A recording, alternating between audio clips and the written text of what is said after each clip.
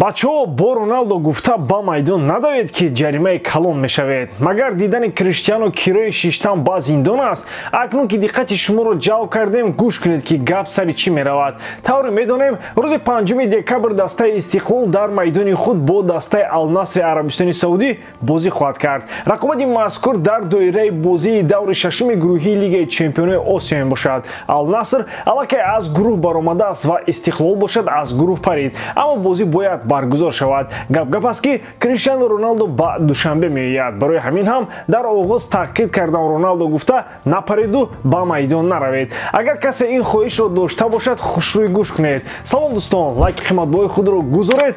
Мо ин ва дигар хабарҳои муҳими футболро қариб ҳар рӯз пешниҳоди шумо мекунем.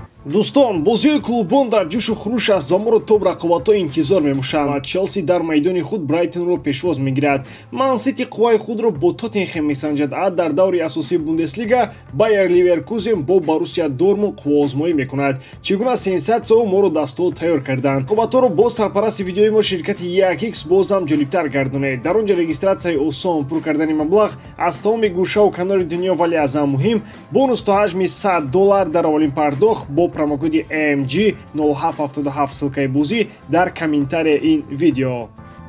маросими қуръакашӣ ё жеребьёвкаи чемпионати Аврупо 2024 баргузор шуд. Хотиррасон мекунам ки тобистони соли оянда мо шоҳиди беҳтарин рақобатҳои дастаҳои миллии аврупоӣ мешавем.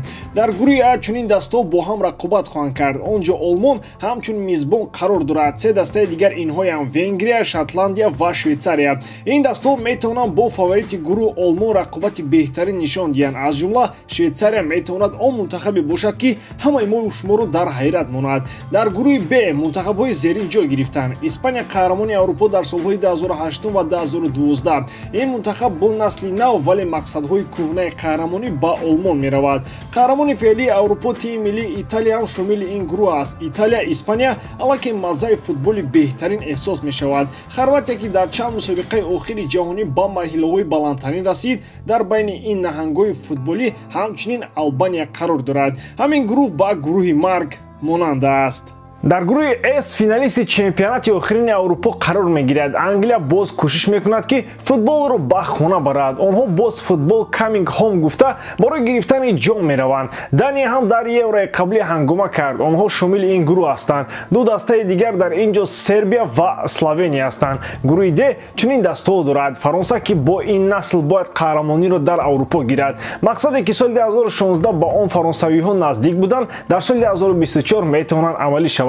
Ватани футболи тотали Нидерландия дастаи дигари ин гурӯҳ мебошад. Австрия ҳам рақобатҳои худро аз ин гурӯҳ оғоз мекунад. Дастаи чорум аз ғолиби плей-офф муайян мегардад. Белгия, Румыния ва Словакия дар гурӯҳи Е ҳастанд. Дастаи дигар дар натиҷаи бозии плей-офф Б маълум мешавад.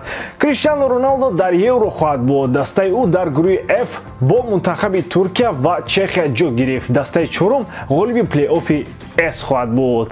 Шаби гузашта аз футболи аврупоӣ мо шоҳиди чанд бозии олӣ шудем. Ҳарчанд шумораи онҳо кам буд, вале ҳодисот дар онҳо зиёд рух доданд. Манчестер Юнайтед дар сафар аз Ньюкасл бо ҳисоби 1-0 шикаст хӯрд. Мағлубият бо ҳисоби минималӣ исбот мекунад ки ҳолати манчестериҳо хеле бад аст. Тенхаг аз хатоҳои худ дарс намегирад. Мисол, Кай Решфорд бори охир дар канори рост бозии хуб нишон додааст. Барои чӣ бояд ӯ такроран дар он ҷое бозӣ кунад ки бозиаш намеравад? Чаро ҳатман Далот дар канори дифоъ бошад? Шоу магар лозим нест? Чаро ӯ дар маркази хатти ҳамла аст? Солҳоро ба Тенхаг метавон идома дод, аммо факт ҳамин ки МЮ дар ҳолати хеле бад аст. Арсенал дар майдони худ Вулверхэмптонро бо ҳисоби 2-1 шикаст дод. Дар охир гургон лондониҳоро ғам доданд, вале барои ғалабаи Артета халал расонда натавонистанд. Дар Испания дастаи Жирона Валенсияро мағлуб карда умед бар он баст ки Реал ноком мешавад. Дар ин сурат Жирона дар зинаи якум боқӣ мемонд. Аммо Реал дар реҷаи эконом дар майдони худ Гранадаро шикаст дода боз мавқеи якумро баргардонд. Дар Италия дастаи Милан новобаста ба мушкилиҳои кадрӣ дар Сан-Сиро тавонист Фаронизонеро бо ҳисоби 3-1 шикаст диҳад. Аҷиб ин ки яке аз ассистҳоро Менян дод. Ӯ дар се маросим паёпай ҳадди аққал як паси голӣ дар серияи А медиҳад. ҳама Мбаппе ба Реал меравад гуфта шиштанд, аммо як даста аз Англия ба гапи ҳеҷ кас гӯш наандохта трансфери ӯро омода карда истодааст. Гап сари дастаи Арсенали шаҳри Лондон меравад. Аз ҷиҳати молиявӣ лондониҳо ба худ чунин трансферро иҷоза дода метавонанд. Гап сари ҳолати кунунии даста меравад. Боз Арсенал ба садри ҷадвали чемпионати Англия баромад. Ҳама албатта Арсеналро дар зинаи аввали Премер Лигаи Англия чун фил дар шохаи дарахт мебинанд, аммо имсол шогирдони Микел Артета метавонанд корнамоиҳои бузурге кунанд. Тибқи хабарҳо аз байни дастаҳои Англия ба Мбаппе маъз Арсенал писанд аст. Пас аз омадани Микел Артета ба ин тим, Мбаппе боз таваҷҷӯҳи худро ба лондониҳо бештар кард. Шояд Килиан Мадридро монда роҳи Лондонро пеш гирад.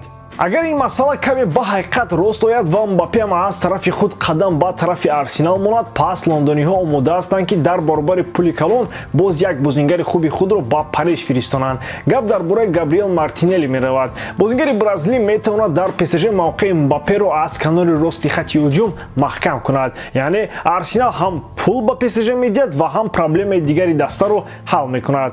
Парижиҳо дигар ба ҷустуҷӯи футболбозони дигари канори рост намебароянд. Мартинелли метавонад онҳоро қаноатманд кунад. Реал бошад танҳо пул медиҳаду халос. Ва аммо дар ин масъала сухани охиронро Мбаппе хоҳад гуфт. Шояд ӯро то ҳол ба тарафи Реал кашад, вале кӣ медонад, ҳаво ҳамеша тағйирёбанда аст.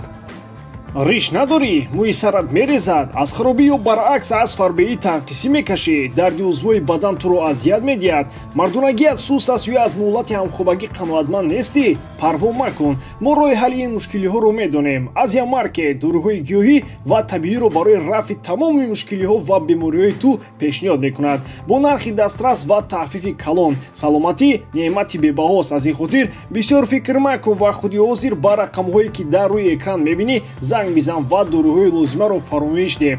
Азия Маркет, кафолати тансиҳатии ту.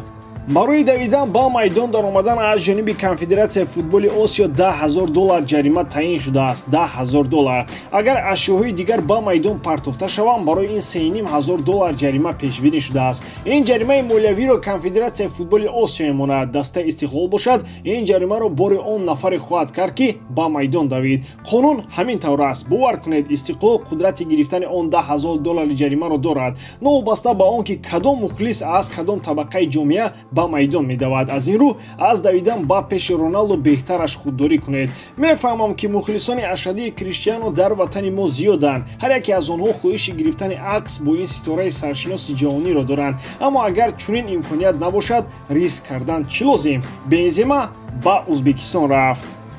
Дар Олмалик мухлисе ба тарафи ӯ давид, то Бензема нарасида кормандони пулис ин нафарро кашол карда бурданд. Ҳаминаш нақс ки Бензема ҳадди ақал ба пушти ин мухлис зад ва ӯ метавонад дили худро таскин диҳад.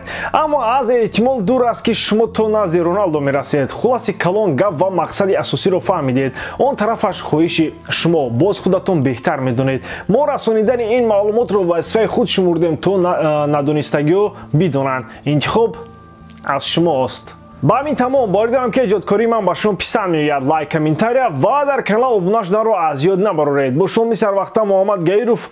Хай бародарон, дар паноҳи Аллоҳ.